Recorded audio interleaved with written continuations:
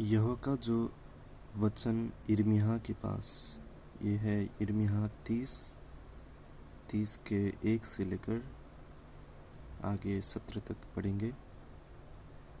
यहोवा का जो वचन यिर्मयाह के पास पहुंचा वह यह है कि इस्राएल का परमेश्वर यहोवा तुझसे यूँ कहता है, जो वचन मैंने तुझसे कहे हैं उन सबों को पुस्तक में लिख ले, क्योंकि यहोवा की यह वाणी है, ऐसे दिन आते हैं कि मैं अपनी इस्राएली और यहूदी प्रजा को बंधुआई से लौटा लाऊंगा, और जो देश मैंने उनके पितरों को दिया था उसमें उन्हें लौटा ले आऊंगा, और वे फिर उसके अधिकारी होंगे। यहोवा का यही जो वचन यहोवा ने इस्राएलियों और यहूदियों को विषय कहे थे वो ये है, यहोवा यूँ कहता है। थरथरा देने वाला शब्द सुनाई दे रहा है, शांति नहीं भय ही का है। पूछो तो भला और देखो, क्या पुरुष को भी कहीं जनने की पीड़ा उठती है? फिर क्या कारण है कि सब पुरुष जच्चा के समान अपनी अपनी कमर अपने हाथों से दबाए हुए दिखाई पड़ते हैं? क्यों सबके मुख पीले पड़ गए हैं? हाय हाय, वह दिन क्या ही भारी होगा, उसके समान और कोई दिन नहीं। वह याकूब के संकट का समय होगा, परंतु वह उस से भी छुड़ाया जाएगा। सेनाओं के यहोवा की यह वाणी है कि उस दिन में उसका रखा हुआ जुआ तुम्हारी गर्दन पर से तोड़ दूंगा, और तुम्हारे बंधनों को टुकड़े टुकड़े कर डालूंगा, और परदेशी फिर उनसे अपनी सेवा न कराने पाएंगे, परंतु वे अपने परमेश्वर यहोवा और अपने राजा दाऊद की सेवा करेंगे, जिसको मैं उन पर राज्य करने के लिए ठहराऊंगा। इसलिए हे मेरे दास याकूब, तेरे लिए यहोवा की यह वाणी है, मत डर। हे इस्राएल, विस्मित न हो, क्योंकि मैं दूर देश से तुझे और तेरे वंश को बंधुआई के देश से छुड़ा ले आऊँगा। तब याकूब लौटकर चैन और सुख से रहेगा, और कोई उसको डराने न पाएगा, क्योंकि यहोवा की यह वाणी है, तुम्हारा उद्धार करने के लिए मैं तुम्हारे संग हूँ। इसलिए मैं उन सब जातियों का अंत कर डालूंगा जिनमें मैंने उन्हें तितर बितर किया है, परंतु तुम्हारा अंत न करूँगा। तुम्हारी ताड़ना मैं विचार करके करूँगा। यहोवा यूँ कहता है, तेरे दुख की कोई औषध नहीं, और तेरी चोट गहरी और दुखप्रद है। तेरा मुकदमा लड़ने के लिए कोई नहीं। आमीन। तेरे घाव बांधने के लिए न पट्टी न महलम है।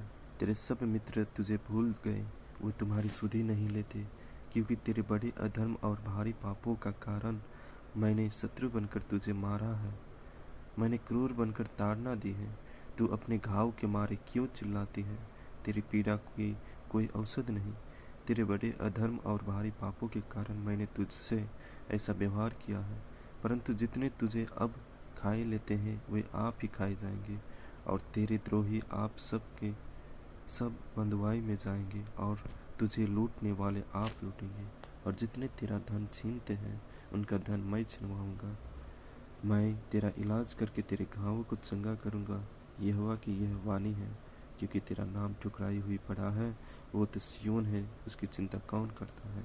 आमीन, hallelujah, thank you Lord Jesus.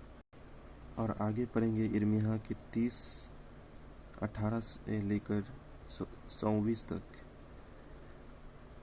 यिर्मयाह के 18 में से शुरू होता है वचन। यहोवा कहता है, मैं याकूब के तंबू को बंधुआई से लौटाता हूँ, और उसके घरों पर दया करूँगा, और नगर अपने ही खंडहर पर फिर बसेगा, और राजभवन पहले के अनुसार फिर बन जाएगा। तब उनमें से धनिया कहने और आनंद करने का शब्द सुनाई पड़ेगा। मैं उनका वैभव बढ़ाऊंगा, और वे थोड़े न होंगे।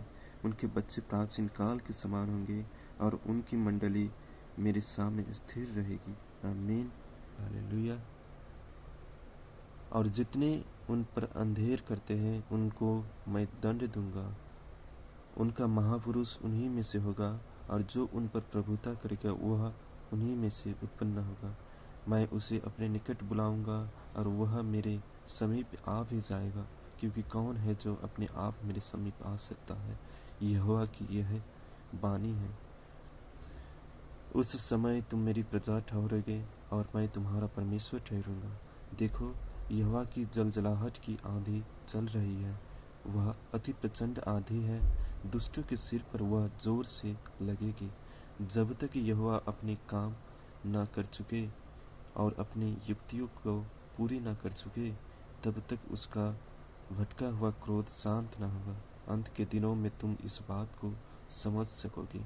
आमीन। Hallelujah. Thank you Lord Jesus. Thank you father.